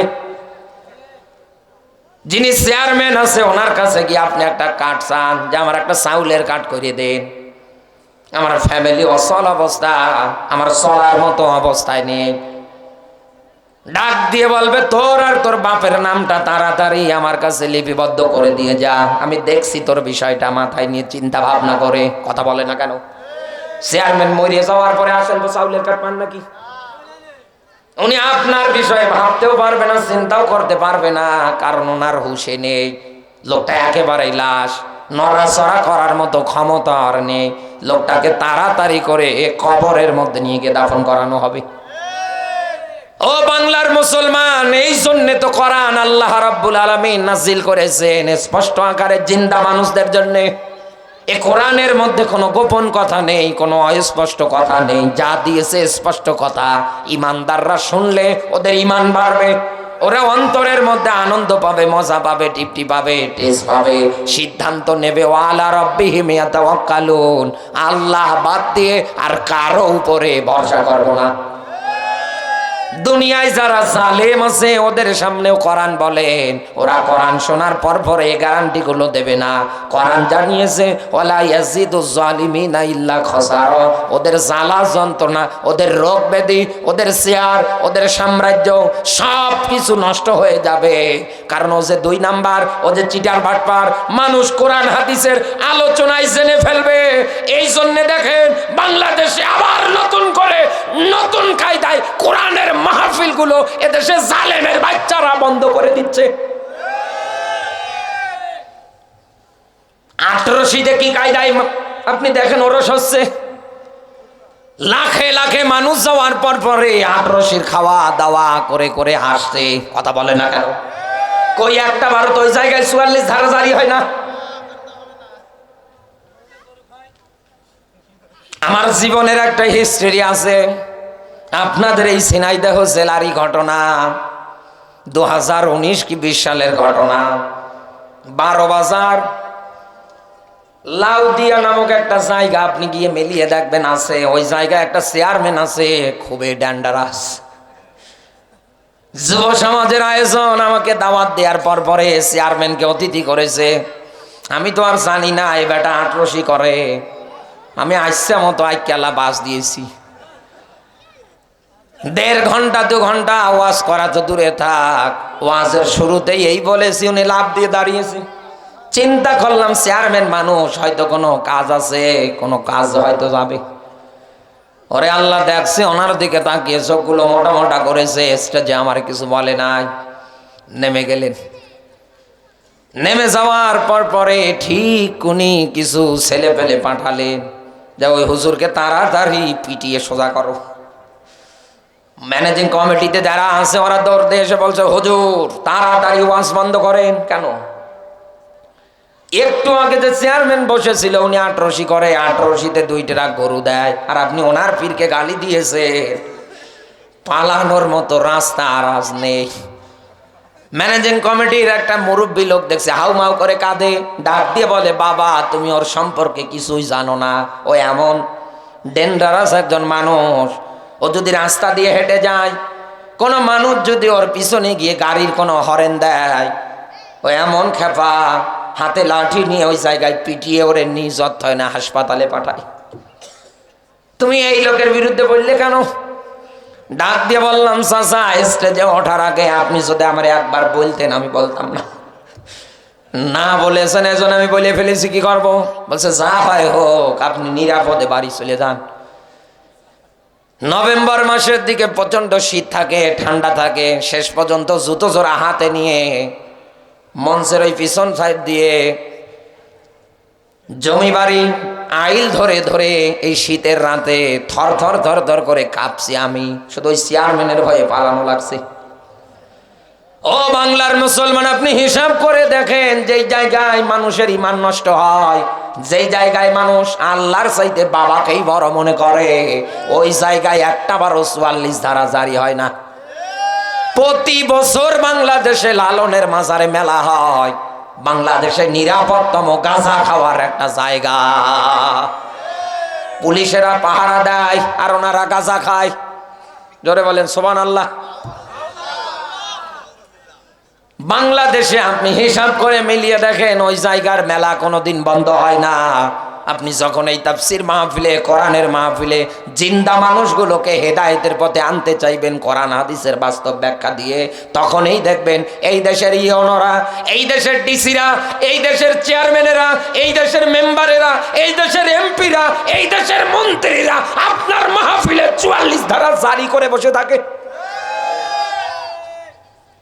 কারণ ভালো করে জানি আমি রাতের আধারে চুরি করে ভোট কিনে নিয়েছি। এই কথা বলেন, মরা মানুষ ভোট দিয়েছে, আমাকে চেয়ারম্যান বানিয়েছে। ও তো খবরে বাস্তব কথা বলছে। আমি আপনার সামনে আমার আম্মাকে নিয়ে গিয়েছিলাম স্বৈরাচারের আমলের সময়ে ভোট দিতে। আমার আম্মা পুলিশ দেখে এখনো ভয় পায়। মাঝে মাঝে আমরা 2 ভাই আলোচনার জগতে আছি, মাঝে মাঝে ডাক দিয়ে বলে 2টার 1টারও যদি পুলিশ ধরে নিয়ে যায়, কোনোদিন আমি ওই জায়গায় যেতে পারবো না, কারণ পুলিশ দেখলেই আমার ভয় লাগে। গ্রাম্য মানুষ, ভোট দিতে গিয়েছি, যাওয়া মাত্র ওই ভিতরে যাব আম্মাকে সাথে নিয়ে, কারণ ভিতরে তো আর যেতে দেবে না আমার। দেখছি আমার আম্মা বের হয়ে আসে। আম্মারে বললাম, কই হাতে? দেখছি তো কোনো দাগও নেই, তুমি তো ভোটও দিলে না। মা বলছে, ছেলে আমার, ওরা বলছে ভোট হয়ে গিয়েছে। ভোটে দিলে না, ভোট হইল কেমনে? এই বাংলাদেশে এই ক্যাটাগরির এমপি, মন্ত্রী, নেতা যারা হয়েছে তারা ভালো করে জানে, মাওলানা আসলে বাবার কথা বলবে না, দাদার কথা বলবে না। মাওলানা আসলে কোরআন হাদিসের বাস্তব কথা বলবে। আমি যে 2 নাম্বার সিটার বাটপার মানুষ জেনে ফেলবে, ফাও ফাও এই জায়গায় আর নতুন করে গালি খাওয়ার দরকার নেই। আবু সাহেল তার দলের লোকদের এইটাই বলতো, অকালাল্লাযিনা কাফারু লা তাসমাউ লিহাযাল কুরআন, ক্বালা ক্বালু বলে কারা, কাফারু যারা কাফের, লা তাসমাউ লিহাযাল কুরআন, আব্দুল্লাহর বেটা মুহাম্মদ যেখানে গিয়ে কোরআন বলুক না কেন, কোরআন প্রচার করুক না কেন, তোমরা ওই জায়গায় গিয়ে বাধা দাও, ওই জায়গায় গিয়ে হট্টগোল বাজাও, মারামারি বাজাও, কোনো কায়দায় যেন কোরআন প্রচার করতে না পারে। কারণ আপনি আয়াতের ব্যাখ্যা মেলান, কোরআন বলছে লাআল্লাকুম তাগলিবুন। এই পৃথিবীর ময়দানে কাফেররা চিন্তা ভাবনা করে কোরআনের দাওয়াত যদি আটকানো যায়, এ জমিনে আমরা যে চেয়ার পেয়ে বসে আছি, এই চেয়ারে আমরা স্থায়ী হব, এই চেয়ারে আমরা টিকে যাব। এই দেশে আমরা 71, 72, 41, 63, 60 একাধারে আমরা থেকে যাব, আমাদের নামানোর মতো আর কেউ থাকবে না। ও বাংলার মুসলমান, এই আবু জাহেলের ধারণা চিন্তা ভাবনা আমার এই 56,000 বর্গ মাইলের বাংলাদেশে মিলিয়ে দেখেন, আজ অনেক নেতাদের জীবনের সঙ্গে মিলে যায়। চিন্তা ভাবনা করেন তো বন্ধু আমার, কোরআন তো আল্লাহ চিন্তা ভাবনা করার জন্যই দিয়েছে, যেন আপনি এটা নিয়ে গবেষণা করতে পারেন, চিন্তা ভাবনা করে জীবনটা চালাতে পারেন। একটা লোক রেল লাইনের পার হওয়ার জন্য মনস্থ করছে। রেল লাইনে আপনি দেখবেন যে জায়গা দিয়ে গাড়ি ঘোড়া চলাচল করছে, ওই জায়গার মধ্যে একটা প্লাগ নামানো হয়, দুই সাইডে দুটো। কারণ ট্রেন যখন আসে তখন ওই প্লাগ না নামিয়ে দিলে ট্রেনের সঙ্গে যে রাস্তা দিয়ে গাড়িগুলো চলবে ওইগুলোতে অ্যাক্সিডেন্ট হয়ে যাবে। তো এই লোক যাওয়ার পরে ডাক দিয়ে বলছে, এই গেটম্যান, এই জায়গার মধ্যে ট্রেন কখন কখন আসে? ডাক দিয়ে বলে, দেখো সকাল 9টা, 10টা, 12টা, 3টা, এরকম করে সিরিয়াল বলে দিচ্ছে। জিজ্ঞাসা হওয়ার পরে লোকটা চলে যায়।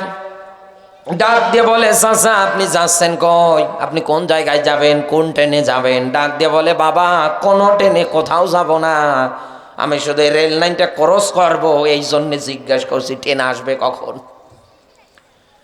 একটা মানুষ একটা গেটম্যানকে গিয়ে জিজ্ঞাসা করছে ট্রেন কখন আসবে, কারণ ওই লোকটার চিন্তা, হঠাৎ আমি যদি যাই, ট্রেন যদি আসে, আমি তো মরে যাব। একটা রেল লাইন পার হবে তাই তার কত চিন্তা, অথচ আপনার আমার জীবন জিন্দেগির দিকে তাকালে আজ দেখা যায় কোনো চিন্তা ভাবনাই নেই। কোরআন বলছে ওয়ালা তামুতুন্না ইল্লা ওয়া আনতুম মুসলিমুন, ওই পর্যন্ত মরবা না যতক্ষণ না পরিপূর্ণ মুসলমান হতে না পারো।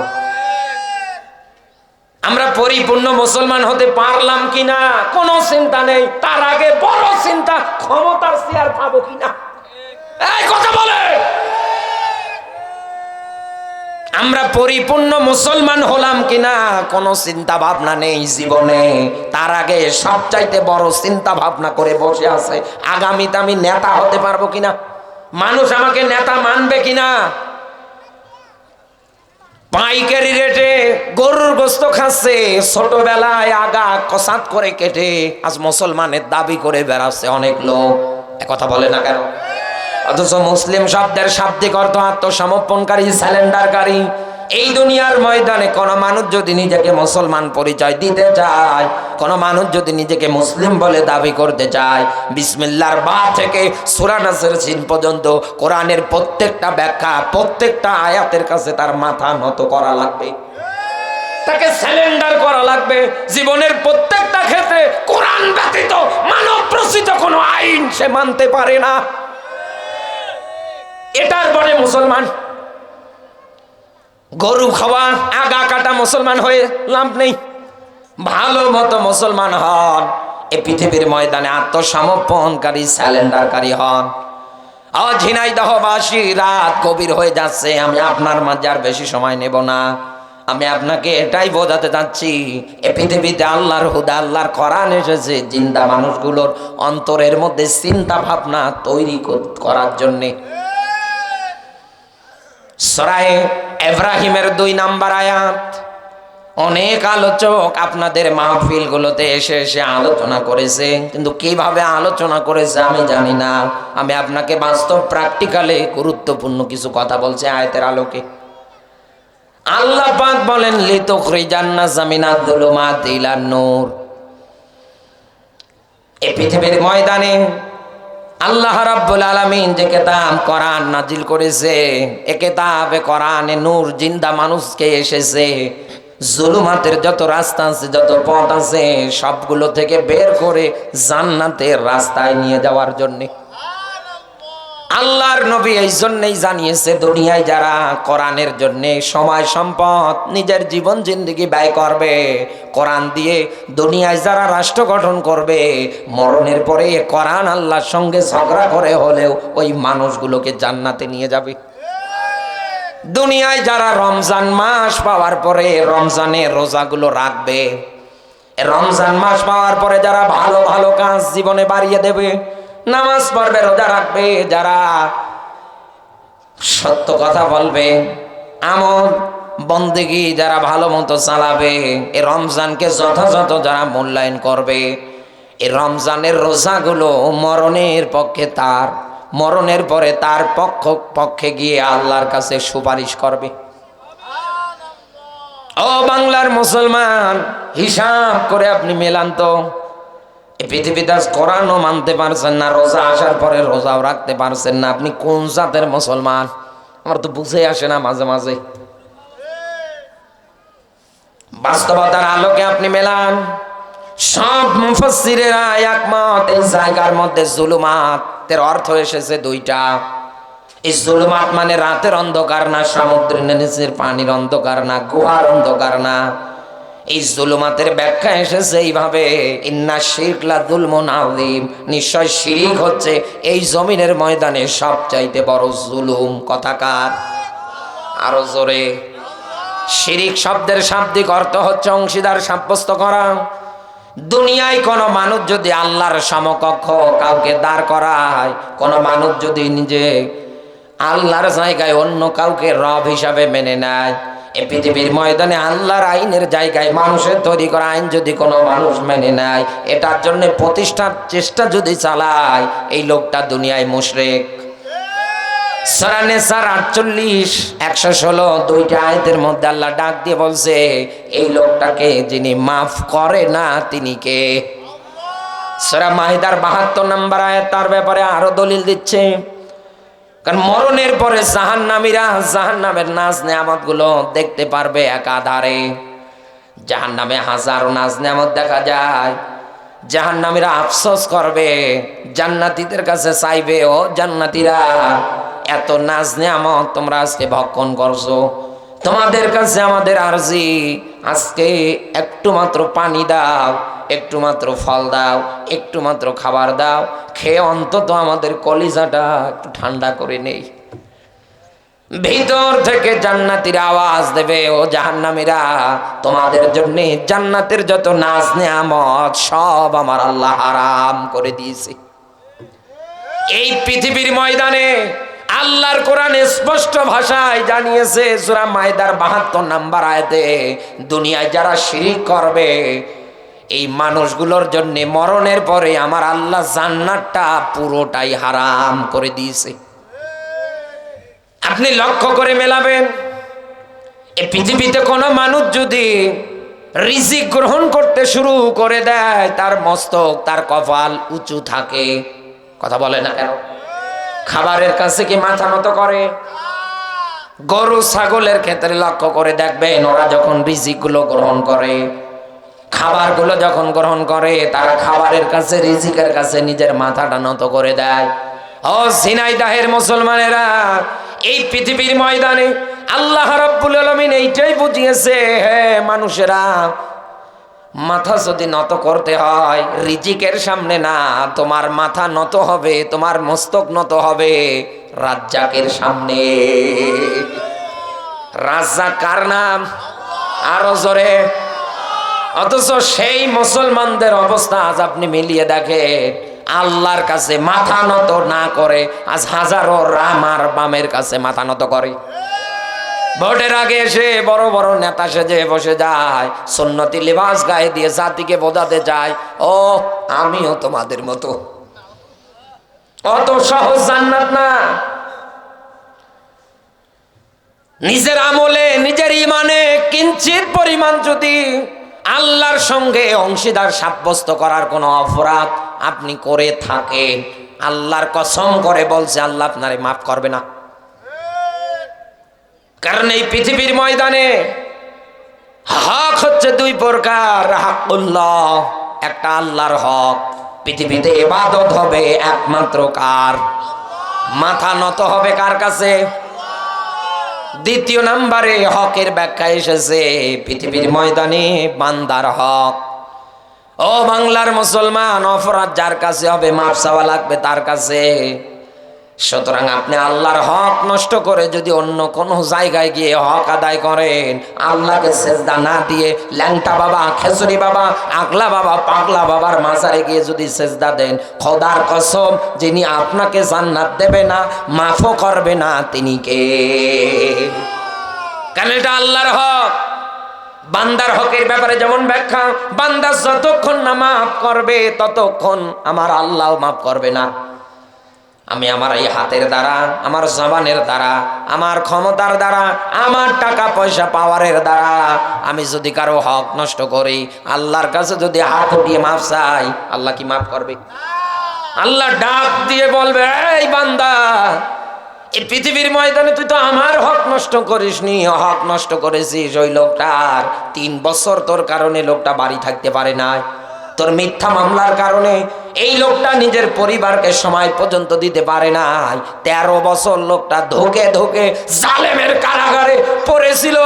তার সন্তানেরা চোখের পানি ফেলে কান্না করেছে, 1 মিনিট দেখা করার পর্যন্ত সময় দিস নাই। এরকম যত হক তোর দ্বারা নষ্ট হয়েছে, ওই বান্দা যতক্ষণ মাফ করবে না ততক্ষণ আমি আল্লাহ মাফ করব না।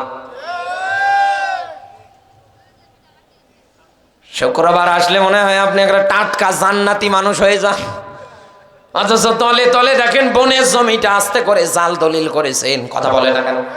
ভাইয়ের জমি জোর করে কেড়ে নিয়েছে, এলাকার ক্ষমতার দাপট দেখিয়ে নিরপরাধ মানুষগুলোর হাজারো সম্পদ আপনি কেড়ে নিয়েছেন, তাদের উপরে জুলুম করেছেন। একটা একটা করে এই মানুষগুলোর পা ধরে গিয়ে মাফ চাওয়া লাগবে। এরা যদি মাফ না করে, মাফ করবে না কে? এটাই হচ্ছে হকের ব্যাপার। আল্লাহরে কোরআন আল্লাহ জিন্দা মানুষদের দিয়েছে, এই জন্যে এরকম শিরক বেদাতের যত আস্থানা আছে, যত রাস্তা আছে, সবগুলো থেকে বের করে একমাত্র আপনার মাথাটা নত হবে কার কাছে? এইটাই জুলুমের পথ। দ্বিতীয় নম্বরে ব্যাখ্যা মুফাসসিরেরা নোট করে দিয়েছে, ইন্নাল্লাহা ইয়া'মুরু বিল আদলি ওয়াল ইহসান। এই পৃথিবীর ময়দানে রায় যদি দিতে হয়, বিচার যদি করতে হয়, আদল করা লাগবে, সমঝোতা করা লাগবে। ফাহকুম বাইনান নাসি বিল হক, বিচার যদি করতে হয়, রায় যদি দিতে হয়, ন্যায় এবং সত্য আকারে দেওয়া লাগবে।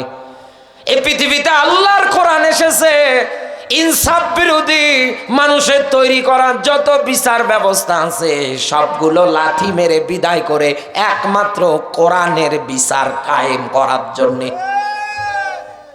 এই জন্য তো কোরআন বলছে, মান ক্বালা বিহি সাদাকা। দুনিয়ায় যারা কোরআন দিয়ে কথা বলে এরাই কেবল সত্য কথা বলে। দুনিয়ায় যারা কোরআন দিয়ে বিচার করে এরাই কেবল জমিনে ন্যায় বিচার করতে পারে।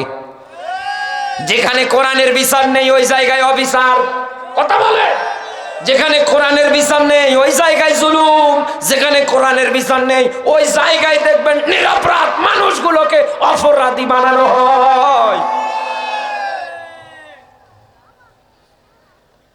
বাংলাদেশের প্রেক্ষাপট অনুসারে আমরা যেটা লক্ষ্য করে দেখতে পাচ্ছি, চোর চুরি করার পরে যায় জেলখানায়, যাওয়ার পর পরে দেখে মার্ডার কেসের আসামি বসা। কি ভাই কি করলে? ডাক দিয়ে বলে, দেখো চুরি করতে গিয়ে ধরা পড়লাম। কি চুরি করতে গিয়ে ধরা পড়েছো? বলে মোটরসাইকেল হাটের মধ্যে ধরা পড়লাম, কিলিয়ে ঘুষিয়ে আমার নাক মুখ থোতা করে দিয়েছি। ডাক দিয়ে বলে, বেটা চুরি করতে পারো না, গিয়েছো কেন চুরি করতে? চোর বলছে, ভাই কি করবো, এইটাই তো পেশা আমার। ডাক দিয়ে বলে, তুমি কি জানো আমি কোন ধরনের অপরাধী? বলে না। বলে, আমি মার্ডার কেসের আসামি। ওরে সর্বনাশ, তুমি তো দেখছো অনেক ধাপ উপরে, বলছে কোনো চিন্তা নেই, জেল থেকে বের হয়ে আর চুরি করা লাগবে না। যে কয়দিন আমার সঙ্গে থাকবা, জামিন হওয়ার আগ মুহূর্ত পর্যন্ত মানুষ কিভাবে হত্যা করা লাগে, মানুষ কিভাবে কাটা লাগে, আমি তোমারে ট্রেনিং দেওয়াবো। একটা চোর মোটরসাইকেল চুরি করতে গিয়ে জেলখানায় যায়, মার্ডার কেসের আসামির সঙ্গে দেখা হয়ে বন্ধুত্ব তৈরি করে মার্ডার কিভাবে করা লাগে শিখে বের হয়ে আসে। এই কথা বলে আপনি ওই জায়গায় যদি একটা চোর ধরার পরে সঙ্গে সঙ্গে হাত কেটে দিতেন, ওর হাত কাটা দেখে অন্য অন্য আরো 10টা চোর চুরি করা বন্ধ করত। আপনি একটা মার্ডার কেসের আসামি ধরার পরে আপনি ওকে যদি প্রকাশ্যে জাতির মাঝে শুলে চড়িয়ে হত্যা করতে পারতেন, মৃত্যুদণ্ড কার্যকর করতে পারতেন, এই বাংলাদেশে নতুন করে কেউ কোনোদিন আর কাউকে হত্যা করার নাম মুখে নিত না। আপনি এরকম করে প্রত্যেকটা সেক্টরে সেক্টরে মিলিয়ে দেখেন বন্ধু, আজ ইনসাফ বিরোধী কাজ, আজ ন্যায় বিচারের গোষ্ঠী নেই। এই যে হাদি ছেলেটা মরে গেল, প্রকাশ্যে গুলি করে মারলো। একটা মাস পার হয়ে যাচ্ছে, আমার দেশের বিচার ব্যবস্থা কত নোংরা আপনি তাকালে দেখেন। তার বউটা স্বামীর জন্য কান্না করতে করতে আইসিইউতে ভর্তি হয়ে আছে। একটা সন্তান রেখে গিয়েছে, কি ফুটফুটে কি সুন্দর একটা চেহারা। চিন্তা করেন তো আপনি, ওটা যদি আপনার ছেলে হতো, একথা বলে না কেন, ওটা যদি আপনার বাড়ি হতো, আপনার ফ্যামিলির আপনার নিকট আত্মীয়র কেউ হতো, কেমন লাগতো? আপনি তো আরামসে মুরগির রান চাপিয়ে চাপিয়ে খেয়ে খেয়ে দিন পার করেন, একটা বারের জন্যও তো আপনি নিজেকে ভালো মনে করছেন না। বিচারের জন্য এই জমিনের ময়দানে একটা বারও তো চেষ্টা চালাচ্ছেন না। ও বাংলার মুসলমান, বাংলাদেশে এরকমই দেখতেন, অনেক মানুষ সামনে মরবে বিচারের জন্য 1 মাস কেন 2 মাস কেন 100 বার যদি আন্দোলন করেন, এই দেশে বিচার হবে না। কারণ ব্যবস্থাপনায় যারা বসে আছে প্রত্যেকটাই নাস্তিক। এই কথা বলে আল্লাহর আইন কায়েম হোক, এটার পক্ষে একটাও না। এমনও মানুষ বসে আছে ঘোষণা দেয় টকশোতে এসে, দেয়ার ইজ নো গড, যুদ্ধ পিটা করা দরকার। বাংলাদেশে যেখানে 96% মুসলমান, এই দেশের মধ্যে আলেম আছে, ফির আছে, একথা বলে না কেন, হাফেজ আছে, মাওলানা আছে, অথচ সে জায়গায় আপনি আজ লক্ষ্য করে দেখেন বিচার ব্যবস্থায় পুরো দুর্নীতি চিটারি বাটপারে দিয়ে ভরিয়ে ফেলেছে। আমি হুজুর যদি এই কথাগুলো উঁচু গলায় বলি, কত মানুষ আবার বলবে যে হ্যাঁ বেটা রাজাকারকে দাওয়াত দিয়েছে কি? জন্মই হয়নি আমার, যুদ্ধ দেখিনি, হয়ে গিয়েছে রাজাকার। কি আজব দেশ, কি আজব নিয়ম নীতি, কি আজব সংবিধান। আমির হামজা ভাই এই জন্যই তো ওয়াজে আফসোস করে বলতেন, একটা লোক বাড়ি ঘুমিয়েছে, খাওয়া দাওয়ার পরে ঘুম ভেঙে দেখছে জেলখানায়। ওরে আল্লাহ, পুলিশ ডাক দিয়ে বলছে কি এভাবে তাকাও কেন? বলে আরে আমি তো বাড়িতে ঘুমালাম, এখানে কেন? আমার অপরাধ কি? বেটা তুই গাছ কেটেছিস। কোথাকার গাছ? কই কাটলাম? বলছে বেটা তুই স্বপ্নে গাছ কেটেছিস। কি করবো, যেহেতু গাছ কেটেছি, মামলা যেহেতু দিয়েছেন, কিছু তো আর করার নেই, এখন তো ঘুমানো লাগবে, দেন খেতা বালিশ দেন, শীত লাগছে। জেলখানার ভিতরে খেতা বালিশ দিয়েছে, ঘুমিয়ে পড়েছে। ঘুম থেকে ওঠার পরে দেখছে এবার বাড়িতে। বউকে ডাক দিয়ে বলে ওগো একবার দেখি ছেলে, একবার দেখি বাড়িতে কাহিনী কি। ডাক দিয়ে বলে অত কিছু জানি না, কে বা নিয়ে যায় আর কে বা দিয়ে যায়, মাঝখানে তোমার ডয়ার থেকে 1 লাখ টাকা আল্লাহর ওলি নিয়ে যায়। বাংলাদেশে আপনি ঠিক হিসাব করে মিলিয়ে দেখেন, আজ বিচার ব্যবস্থায় কিন্তু এই রকম দুর্নীতি। আমার একটা ছোট্ট গল্প মনে পড়ে গেল, আপনাকে শেয়ার করছি, দেখেন বাস্তবে মিলে যাবে। বাংলাদেশের আইন আদালতের সঙ্গে মিলিয়ে দেখেন, একেবারে 100-100 মিলবে। একটা ছোট বাচ্চা রাতের আধারে একটা বড়ই গাছে যাওয়ার পরে একটা ডালে বসার পরে ছোট ব্যাগ নিয়ে বড়ইগুলো সিরচার ব্যাগে ঢোকাচ্ছে। বড়ই গাছের যিনি মালিক আছে উনি চিন্তা করে না, এভাবে ছেড়ে দেওয়া যাবে না, দেখা লাগবে রাতে আবার চুরি চামারি হয় কিনা। দেশে যা চোরে রোদ্দুর বেড়ে গিয়েছে, উনি বের হওয়ার পরে হাতে টর্চলাইট নিয়ে মেরে দেখছে সর্বনাশ। ছোট একটা বাচ্চা গাছের ডালে বসে বড়ই সিরিজে ব্যাগে ঢোকাচ্ছে, মুখেও দিয়ে খেয়ে ফেলছে। ডাক দিয়ে বলে, বেটা সিজনের প্রথম বড় এখনো সিরিনি, বাজারেও বিক্রি করি নাই, তার আগে চুরি করছো। এই যে ইট দেখছিস, ঢেল দিয়ে মাথা ফাটিয়ে দেবো, তাড়াতাড়ি নাম। ছোট মানুষ ইট দেখার পরেও ভয় করে না। পরক্ষণের মনে পড়ে যে ছোট বাচ্চা ইট মারবো, কালকে এলাকার লোক বদনাম করবে। ও তুমি এত ছোট লোক, ছোট একটা বাচ্চা না হয় তোমার কাছে ডালে বসে কয়েকটা বড়ই নিয়েছে, তাই ইট মারা লাগবে। চিন্তা করে মানুষ যেহেতু বাপকে ভয় করে, দেখি ওরকে একটু বাবার ভয় দেখায়। বাবার ভয় দেখায়, বলে নাম তাড়াতাড়ি তোর বাপের কাছে গিয়ে বিচার দেব। এই পৃথিবীর ময়দানে মানুষ বাপের কথা শুনলে তো ভয় পায়, কিন্তু ছোট বাচ্চা ভয় না পেয়ে দাঁত বের করে হাসে। ডাক দিয়ে বলে, হাসো কেন? ডাক দিয়ে বলে, হাসি তো এই জন্যে তুমি আমার বাবার কাছে বিচার দেবা। আরে চাচা, টর্চ লাইট আর চোখ তো শুধু আমার দিকে, পাশের ডালে দেখো আমি তো উঠেছি ছোট ব্যাগ নিয়ে, আমার বাপ উঠেছে বস্তা নিয়ে। লোকটা মাথায় হাত দিয়ে ডাক দিয়ে বলছে, আল্লাহ বিচার আমি দেব কার কাছে?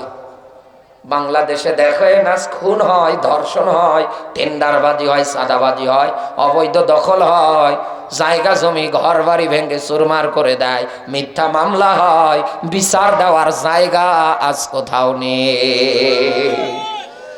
কোরআন এসেছে এরকম সব নিয়ম নীতিকে লাথি মেরে এই জমিন থেকে চিরতরে বিদায় করে একমাত্র আল্লাহর কোরআনের বিচার ব্যবস্থাগুলো কায়েম করার জন্য। আর এই জন্য ভূমিকা রাখবেন আপনি। ইন্নী জাইলুম ফিল আরদি খলিফা, আল্লাহ আপনাকে জমিনের খলিফা প্রতিনিধি করে পাঠিয়েছে। কেন আজ আপনি জমিনে নেন? কেন রাজনীতিক রাম আর বামদের আপনি রাজনীতি করার সুযোগ দেন? আপনি ইমানের পথে আসেন, ইসলামের পথে আসেন, কোরআনের নিয়ম নীতিকে ধারণ করেন, কাফনের কাপড় বেঁধে ময়দানে নেমে। যদি জালেমরা আপনাকে মেরেও ফেলে, আল্লাহ আপনাকে শাহাদতের মরণ দিয়ে বরণ করে নেবে। কিসের ভয় আপনার? কিসের চিন্তা আপনার? আজ আমরা বাংলাদেশে জালেমদের রাজনীতি করতে সুযোগ দিয়েছি বিদায়, আজ টুপিওয়ালারা ইসলাম থেকে কোরআন থেকে মুখ ফিরে নিয়েছে বিদায়, দলে দলে বিভক্ত হয়েছে বিদায়। কারণ বাংলাদেশে লক্ষ্য করে দেখেন, এক হুজুর ফতোয়া দেয় আস্তে আমিন, আর এক হুজুর বলে না ওই জোরে আমিন, এক কথা বলে না। আর এক হুজুর বলছে না দল্লিন, আর এক হুজুর বলে জল্লিন, মারামারি, শেষে কিল ঘুষে ঘুষে নাক ফাটিয়ে ফেলছে, মসজিদও ভাঙ্গা ভাঙ্গি, এক কথা বলে না কেন? এক হুজুর বলছে হাত এভাবে, আর একজন বলে এভাবে, আর একজন বলে আরে বেটা তোদের দুইটা একটাও না, হাত এভাবে, চলছে মারামারি। খালেদা জিয়ার জানাজা পড়িয়েছে মুফতি আব্দুল মালিক সাহেব, এশিয়া মহাদেশের ভিতরে সবচেয়ে বড় একজন আলেম, যা ধুলোর সমান যোগ্যতা আপনার রে। সূরা ফাতিহা পড়েনি জন্য বলে ওনার জানাজা হয়নি, আবার বলে কবর থেকে উঠিয়ে জানাজা করিয়ে রাখতে হবে। কি ফতোয়া, একথা বলে না কেন? অথচ এই সব ঘুমটাওয়ালা আহলে হাদিস নামক ফিতনাবাজেরা একটা দিনও বক্তৃতায় বলে না এই জমিনে কোরআনের আইন বাস্তবায়ন করা হোক। এইদের ভণ্ডামির জন্য আজ আমরা মাইর খাই।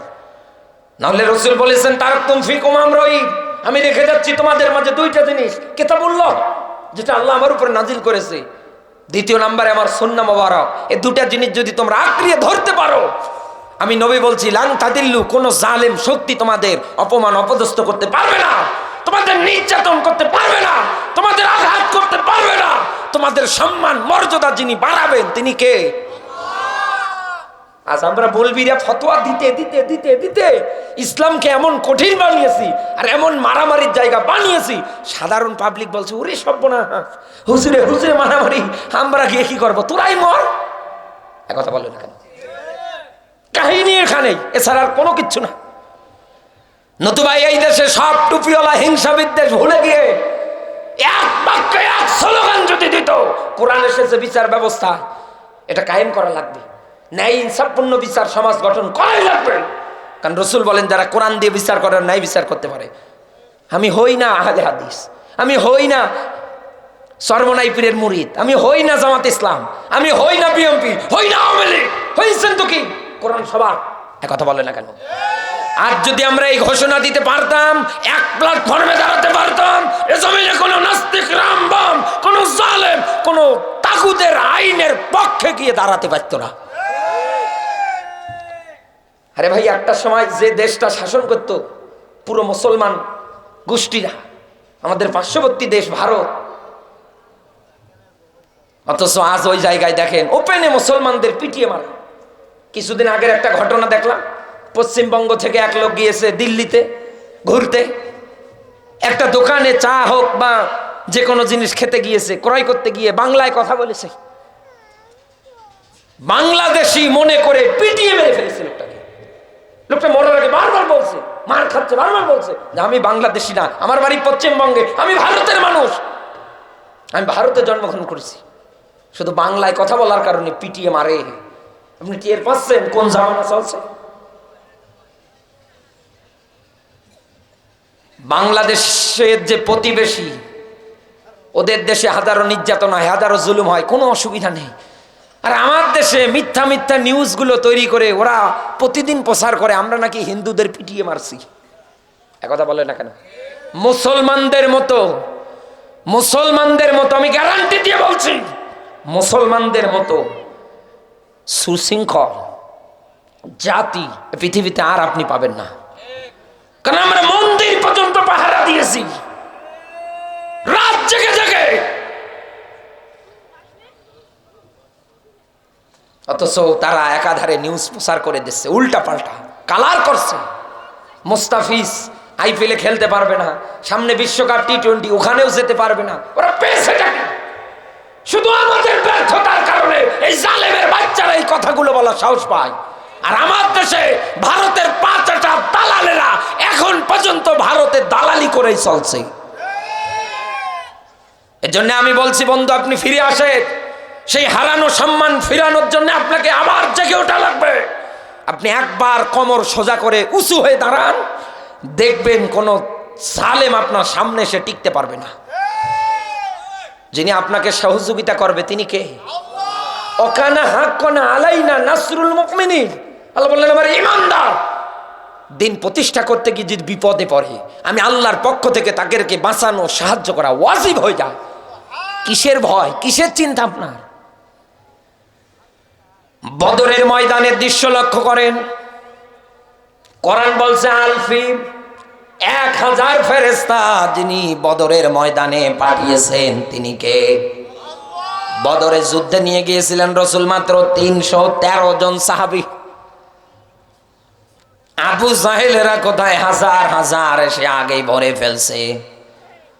ও বাংলার মুসলমান, গভীর মনোযোগ, কান খাড়া করে মেলাবেন। বিশ্বনবী নিয়ে গিয়েছেন মাত্র 313 জন। দিনটা ছিল 17ই রমজান। আল্লাহর নবী বিশ্বনবী যাদেরকে জিহাদের ময়দানে দিন প্রতিষ্ঠার জন্য নিয়ে গিয়েছিলেন, তাদের মন মানসিকতা ছিল এক, জীবন যাই যাক, সন্তান এতিম হয় হোক, বউ বিধবা হয় হোক, এই জমিনের ময়দানে কালেমার পতাকা আমরা উড়াবই। এই নিয়তে, এই সিদ্ধান্তে 313 জন মুজাহিদ চলে গিয়েছে দিন বাস্তবায়ন করার জন্যে। আমার আল্লাহ রাব্বুল আলামিন ওই জায়গায় 1000 ফেরেশতা পাঠিয়ে তাদেরকে বিজয়ী করেছে। আপনি কেন ব্যর্থতায় পড়ে আছেন? কেন পিছনে পড়ে আছেন? এই পৃথিবীর ময়দানে কোরআন যেহেতু বিচার ব্যবস্থার জন্য আল্লাহ দিয়েছে, আগামীতে আমরা যেন কোরআন দিয়ে বিচার করতে পারি, আল্লাহ যেন আমাদের ওই শক্তি সামর্থ্য দান করে। বলেন আমিন। নবীজির প্রতি দরুদ, মানবতার মুক্তির মডেল, মানবতার মহান আদর্শ, মানবতার শিক্ষক, নবী কুরুশ শিরোমণি নবী মুহাম্মদুর রাসূলুল্লাহ সাল্লাল্লাহু আলাইহি ওয়াসাল্লাম। জবান সেরে কোরআনের সোনালী আয়াত আমার সঙ্গে পড়ে না। আউযু বিল্লাহি মিনাশ শাইতানির রাজিম। বিসমিল্লাহির রহমানির রহিম।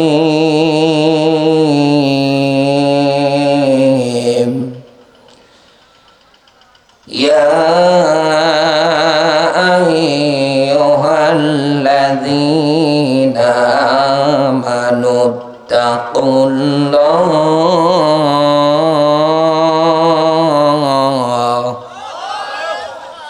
আপনাকে আগামীকাল কেউ যদি জিজ্ঞাসা করে কোন সূরা থেকে আলোচনা করেছে, আপনি বলবেন সূরা মাইদা 5 নাম্বার সূরা 6 নাম্বার পারার 35 নাম্বার আয়াত আমরা তিলাওয়াত করেছি।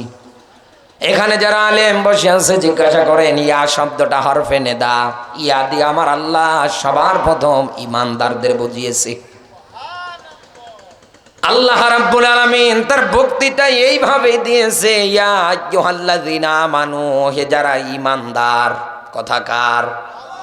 আল্লাহ ঈমানদারদের ডাক দিয়েছে, দিয়ে কন্ডিশন দিচ্ছে, ঘোষণা দিচ্ছে, আমানুত্তাকুল্লাহ, আমাকে ভয় করো।